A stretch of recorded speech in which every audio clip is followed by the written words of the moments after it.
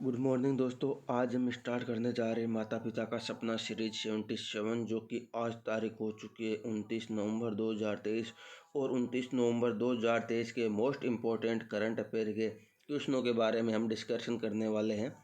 सबसे पहले motivation code की ओर आगे बढ़ते हैं। आपके सपनों को साकार करने का रास्ता पढ़ाई से होता है और सपने देखने की शक्ति आप में ही होती है।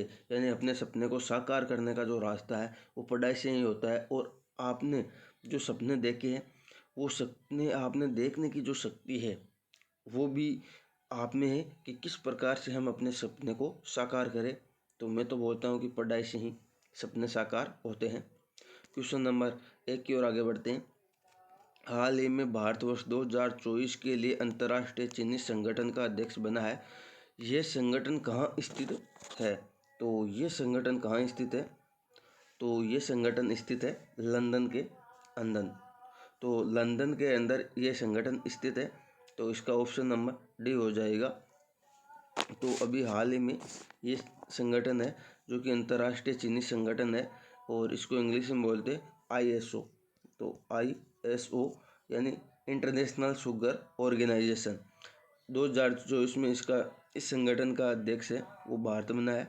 और ये कहाँ स्थित है? ये लंदन के अंदर स्थित है। अच्छा, इसके अलावा हम और देखते हैं। तो इसकी स्थापना हुई थी 1968 के अंदर, तो इसकी स्थापना हो गई थी। इसके अलावा हेडक्वार्टर इसका लंदन में हो गया और इसके अंदर कुल 87 देश शामिल है। 2024 का अध्यक्ष भारत बना है। अच्छा, चीनी उपभोग में सबसे ज़्यादा कौन है? तो चीनी उपभोग में तो भारत है और चीनी उत्पादक में पहला स्थान तो ब्राज़ील का आ गया, दूसरा स्थान भारत का है। तो फर्स्ट स्थान तो आ गया ब्राज़ील और सेकंड स्थान आ गया भारत। इसके अलावा चीनी है जो चीनी का कटोरा कैसे बोलते हैं? तो चीनी का कटोरा क्यूबा को बोलते हैं। और अभी चीनी से जो इथेनॉल बनाना है ना, इथेनॉल चीनी से ही बनता है। गन्ना से इथेनॉल बनता है और गन्ना से ही चीनी बनती है। और इथेनॉल जो 20% पेट्रोल में इथेनॉल मिलाना वो भारत के अंदर अभी स्टार्ट हुआ है, जो कि ग्लोबल बायो फ्यूल अलायंस है। G20 के अंदर अभी ऐलान किया गया था इसका और ये भारत के अंदर हुआ है। अच्छा, G20 के क्वेश्चन आ गया तो G20 के बारे में देख लेते हैं। तो G20 भी हाल ही में जो बनाया गया था भारत में बनाया गया था। इसका अध्यक्ष भारत हुआ 2023 का और 2024 का ब्राज़ील होने वाला है। और अब G20 नहीं रहा है, G21 हो चुका है। उसके अंदर एक अफ्रीकी यूनियन और मिल चुका है। और G20 की जो थीम है वो थीम थी वसुधैव कुटुंबकम, जो कि समस्त पृथ्वी मेरा परिवार इसका मतलब हो गया। और ये G20 भारत मंडपम न्यू दिल्ली के अंदर हुआ था। कॉफी बंदरगाह किसको बोलते हैं? तो कॉफी बंदरगाह सेंटोस को बोलते हैं। और कॉफी के जो बागान होते हैं उनको फेजेंटा कहते हैं। क्वेश्चन नंबर 2 की ओर आगे बढ़ते हैं। दोस्तों, आज क्लास थोड़ी लंबी होने वाली है, मैं थोड़ी और डिटेल में लेकर आया हूँ। हाल ही में लॉन्च मेबेला वैक्सीन का संबंध किससे है? तो ये जो मेबेला वैक्सीन है इसका संबंध है खसरा और रूबेला से। ऑप्शन नंबर 1 करेक्ट हो जाएगा। तो अब हम देखते हैं जो ये है मेबेला वैक्सीन, ये इसकी 2 खुराक दी जाएगी। पहली खुराक तो 9 महीने पर बच्चों के लिए है ये। तो पहले 9 महीने के लिए 9 महीने हो जाएंगे, 9 माह तब दी जाएगी। और दूसरी खुराक है वो दी जाएगी 16 माह से 24 माह तक। अच्छा, अब ये रूबेला वैक्सीन है मिजेल्स और खतरा इन दोनों के लिए, खसरा और मिजेल्स इन दोनों के लिए ये वैक्सीन है। तो MR वैक्सीन है ये। और बच्चों के लिए ये वैक्सीन है जो कि खसरा और रूबेला के लिए है, जो कि बच्चों के बचाव के लिए ये वैक्सीन है और ये इंजेक्शन लगाया जाएगा। इसके अलावा हम देखते हैं तो कौन कौन सी संस्था इसको बनाने वाली है। तो IIL मतलब इंडियन इन्फ्लुएंजोलॉजी लिमिटेड और पॉलीबैंक इंस्टीट्यूट, ये वियतनाम के दोनों ये बनाने वाली है। तो पॉलीवर्क इंस्टीट्यूट और इंडियन इन्फ्लुएंजोलॉजी लिमिटेड ये दोनों बनाने वाली है। इसके अलावा मलेरिया की पहली वैक्सीन कौन सी थी? तो मॉस्क्यूरिक मलेरिया की पहली वैक्सीन थी। और कोवैक्सीन कौन सी कंपनी ने बनाई? तो कोवैक्सीन बनाई थी भारत बायोटेक ने। और ये क्वेश्चन दिल्ली पुलिस में पूछा गया क्वेश्चन है कि कोवैक्सीन किस कंपनी ने बनाई थी? तो ये भारत बायोटेक ने बनाई थी। और कोविशील्ड किसने बनाई थी? तो कोविशील्ड सीरम इंस्टीट्यूट पुणे वाले ने बनाई है। जबकि भारत बायोटेक है इसने कोवैक्सीन बनाई है, वो बनाई है हैदराबाद वाले ने। यानी कोवैक्सीन बायोटेक और कोविशील्ड, इसमें शील्ड आ गया ना, तो सीरम इंस्टीट्यूट पुणे वाले ने बनाई है। तो पहली वैक्सीन किस रोग की बनी? तो पहली वैक्सीन बनी है चेचक रोग की। और इसके आविष्कारक एडवर्ड जेनर है, जिसको मेडिसिन का 1901 के अंदर जो नोबेल पुरस्कार है वो भी इन्हीं को दिया गया है। और भारत बायोटेक जो कंपनी है हैदराबाद वाली, इसको भी हाल ही में एक अवार्ड दिया गया था। वो कौन सा था? वैक्सीन एक्सीलेंस अवार्ड, ये भारत बायोटेक को दिया गया। ये क्वेश्चन इंपॉर्टेंट है दोस्तों, आप इसको नोट कर लेना कि कोवैक्सीन कौन सी कंपनी बनाई? तो कोवैक्सीन बनाने वाली कंपनी होगी भारत बायोटेक। और एक्सीलेंस अवार्ड है, वैक्सीन एक्सीलेंस का अवार्ड, वो भी भारत बायोटेक को दिया गया है। क्वेश्चन नंबर 3 की ओर आगे बढ़ते हैं। प्रतिवर्ष संविधान दिवस कब मनाया गया? तो प्रतिवर्ष संविधान दिवस जो मनाया जाता है ये मनाया जाता है 26 नवंबर को। और 26 नवंबर को राष्ट्रीय दुग्ध दिवस भी मनाया जाता है। अच्छा, 26 नवंबर को जो अपना संविधान इस बार मनाया गया है ये 73वें क्रम का है। मैं थोड़ा मार्कर दूसरा सेलेक्ट कर लेता हूँ। तो ये है 73वें क्रम का। और अभी मनाया गया 26 नवंबर 1949 को अपना संविधान बनकर तैयार हो गया था। और 2015 को राष्ट्रीय कानून दिवस भी मनाया गया था। अच्छा, जो राष्ट्रीय दुग्ध दिवस भी मनाया जाता है 26 नवंबर को, तो ये वर्गीज कुरियन है, उनके हैप्पी बर्थडे पर मनाया जाता है। और श्वेत क्रांति के जनक भी यही है। और दुग्ध क्रांति के लिए कौन सी क्रांति है दुग्ध के लिए? तो ऑपरेशन फ्लड जो श्वेत क्रांति है वो दुग्ध के लिए आई है। इसके अलावा हम और भी देखते हैं। तो राष्ट्रीय ध्वज दिवस 22 जुलाई 1947 को मनाया जाता है। ये मनाया गया था, यानी कि राष्ट्रीय ध्वज 22 जुलाई 1947 को तैयार हुआ था, जो बनाया गया था। और राष्ट्रगान ये 24 जनवरी 1950 को गाया गया था। और प्रारूप समिति 29 अगस्त 1947 को। और राष्ट्रीय सुप्रीम कोर्ट का गठन 28 जनवरी 1950 को। मैं यहाँ पर 1 मिनट नोट डाउन कर देता हूँ। तो राष्ट्रीय ध्वज 22 जुलाई 1947, 1 सेकेंड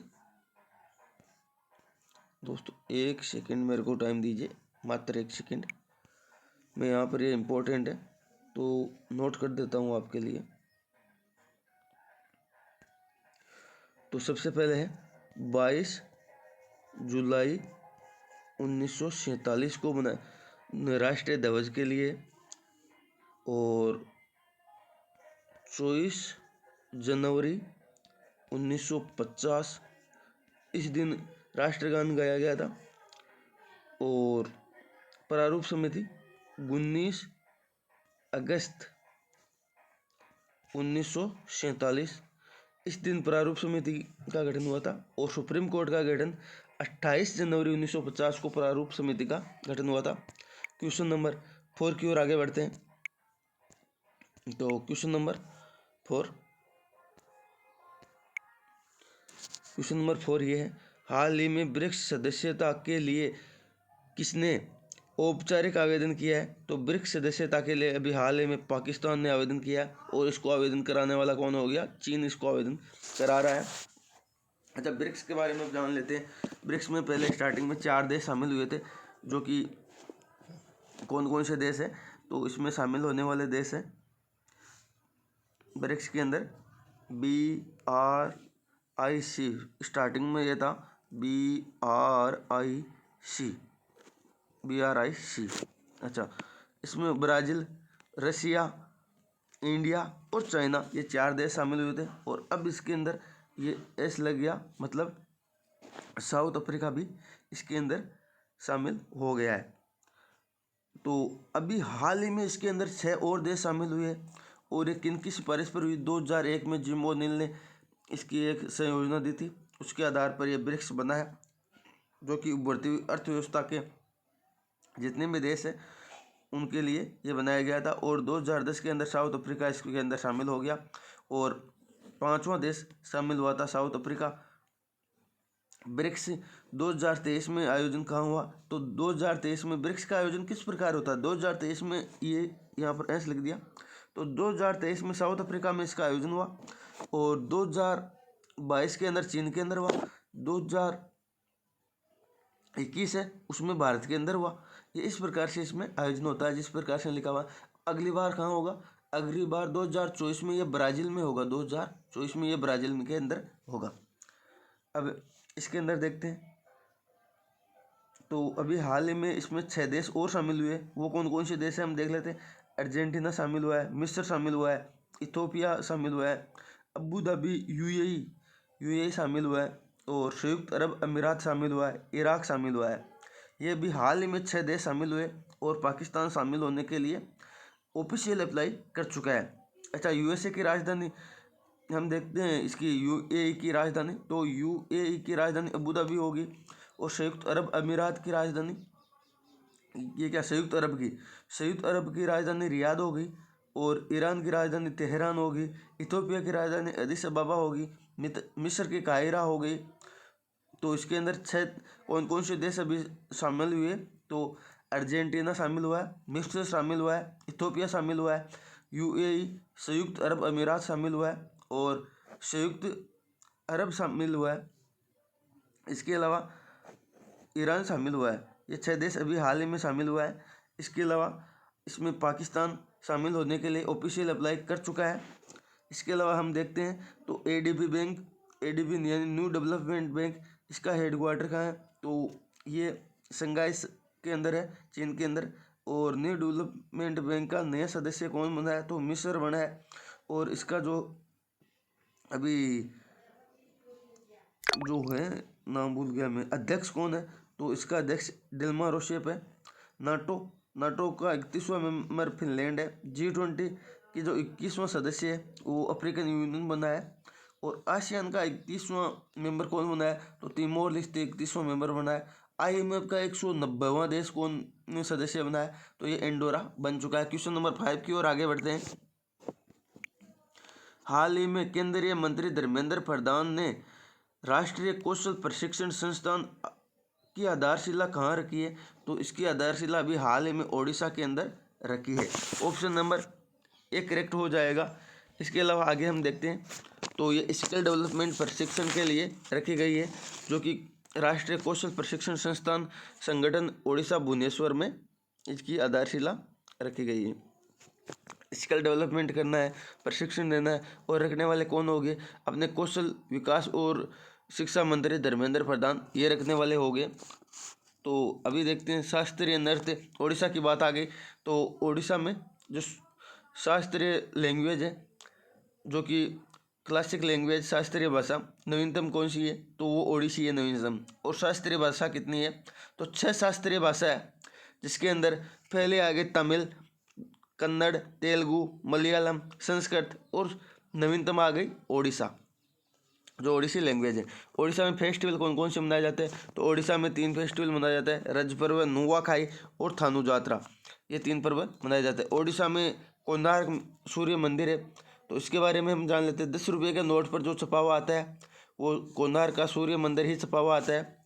भितरकनिका राष्ट्रीय उद्यान और शिमलीपाल राष्ट्रीय उद्यान, ये भी ओडिशा के अंदर ही है। और बिरसा मुंडा जो स्टेडियम है, हॉकी स्टेडियम, ये भी ओडिशा के अंदर है।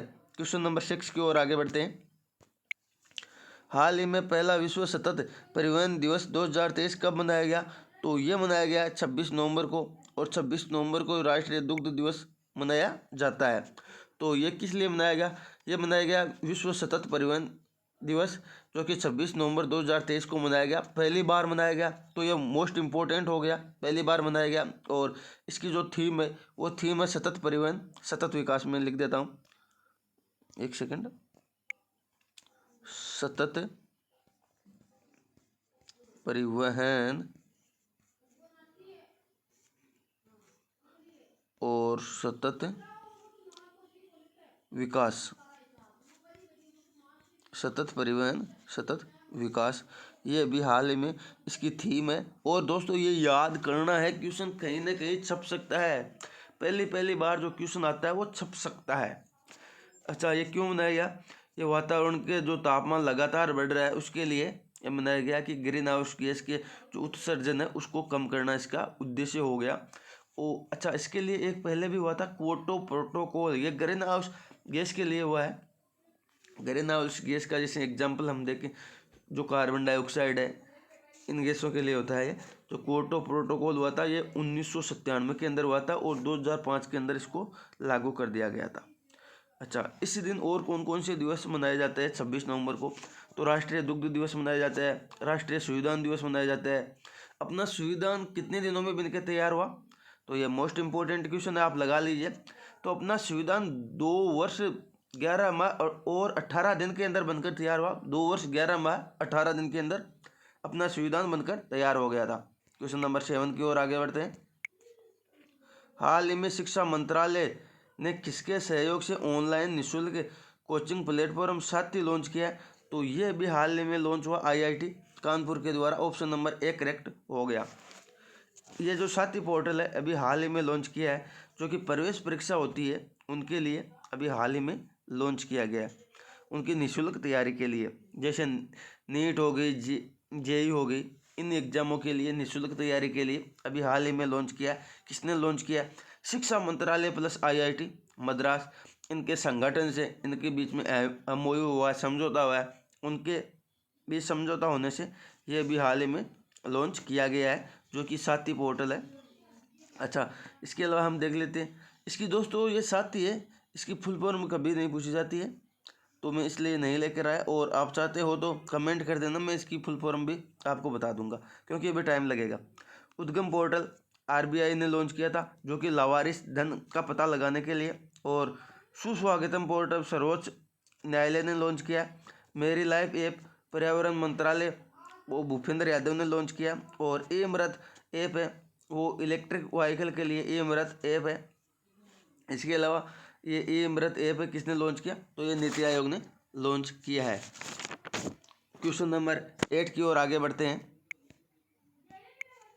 खेलो इंडिया पैरा गेम 2023 के पहले संस्करण का शुभंकर कौन सा है? तो इसका शुभंकर है उज्ज्वला। जो खेलो इंडिया पैरा गेम 2023 है, इसका शुभंकर उज्ज्वला हो गया। उज्ज्वला का मतलब गोरैया। और ये कहाँ, किसका स्टेट बर्ड है? ये दिल्ली का स्टेट बर्ड है गोरैया। एक सेकंड, सिर्फ 1 सेकंड का टाइम। तो गोरैया ये दिल्ली का स्टेट बर्ड है। अच्छा, इसके अलावा हम देखते हैं जो खेलो इंडिया पैरा गेम 2023 है, ये पहली बार हुए और इसके अंदर 7 खेल शामिल हुए और दिल्ली के अंदर इसका आयोजन हुआ है, नई दिल्ली के अंदर।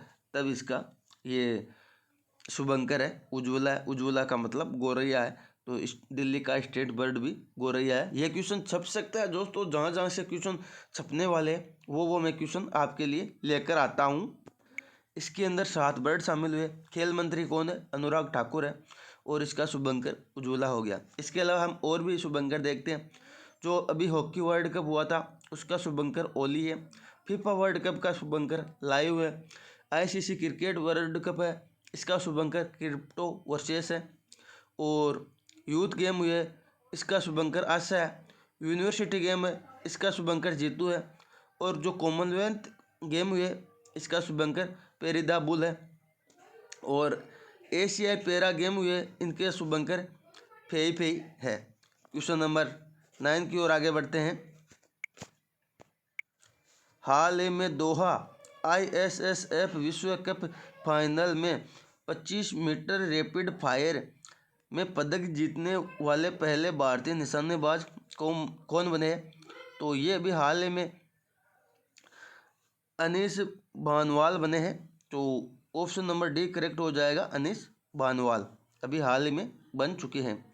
ये शूटिंग वर्ल्ड कप के लिए कतर दोहा में आयोजन हुआ है और अनीस भानवाल है, ये पहले भारतीय हैं जिन्होंने कांस्य पदक जीता है। और गोल्ड पदक जीतने वाले कौन है? तो गोल्ड पदक जीतने वाले हैं जर्मनी के ये रहने वाले हैं पीटर, इन्होंने गोल्ड पदक जीता है। तो गोल्ड मेडल किसने जीता है?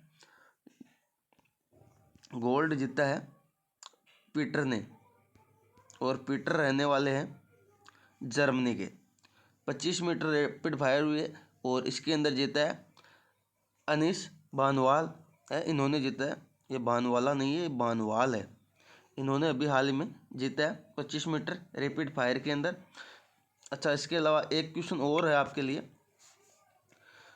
उत्तर प्रदेश में 25 नवंबर को नॉन वेज डे मनाया गया है। ये भी इम्पोर्टेंट क्वेश्चन मेरे को लगा, तो मैं आपके लिए ले आया।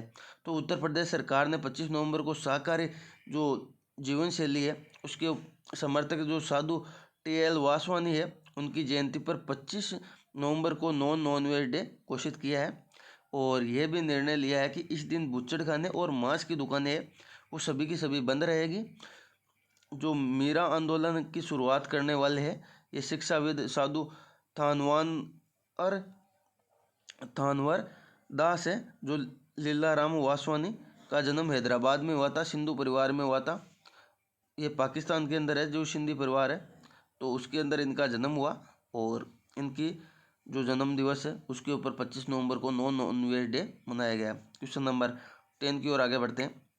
हाल ही में उत्तर प्रदेश में कहाँ दूसरे फ्लोटिंग CNG स्टेशन का उद्घाटन हुआ है? तो उत्तर प्रदेश में ये वाराणसी के अंदर हुआ है। यहाँ पर जो कि पहला फ्लोटिंग CNG है उसका उद्घाटन भी यहाँ पर हुआ था, नमो घाट के अंदर वाराणसी के अंदर। और अभी हाल ही में हुआ है रविदास घाट में वाराणसी में, जो कि फ्लोटिंग CNG स्टेशन का उद्घाटन अभी हाल ही में हुआ है। ये हुआ है दूसरे नंबर का। तो पहले नंबर का भी नमो घाट और पहला नमो घाट वाराणसी में हुआ था, अभी दूसरा हुआ है ये हुआ है रवि घाट वाराणसी के अंदर हुआ है। और जो इसका उद्घाटन करने वाले अपने ये दिख रहे हैं आपको, जो कि Hardeep Puri petroleum and gas मंत्री है, ये उद्घाटन करने वाले हैं। अभी हाल ही में हम देखते हैं कि सांस्कृतिक राजधानी भी इसको बनाई, SCO की सांस्कृतिक राजधानी भी वाराणसी को बनाई गई थी। और अब एक छोटा सा एक क्वेश्चन और है दोस्तों, जो कि 16वें नंबर की विश्व चैंपियनशिप मनाई गई है अभी हाल ही में। ये 16वें क्रम की होगी विश्व चैंपियनशिप। और कहाँ बनाई गई? ये टेक्सोन USA के अंदर बनाई गई थी। इसके अंदर सिल्वर मेडल लाने वाले अपने जो भारत के हैं वो कौन है? तो भारत के अंदर राणा रोशिबिना देवी है। ये अभी हाल ही में भारत के अंदर लेकर आई है, जो कि सिल्वर मेडल। और ब्रॉन्ज मेडल लेने वाले हैं कुशल कुमार, जो कांस्य पदक लेकर आए। Thank you so much, always keep smile. आशा करता हूँ दोस्तों आपको क्लास अच्छी लगी, शानदार लगी, जानदार लगी। अपने सभी दोस्तों के साथ में क्लास शेयर कीजिए। और इसका जो है PDF है वो आपको डिस्क्रिप्शन बॉक्स में मिल जाएगी।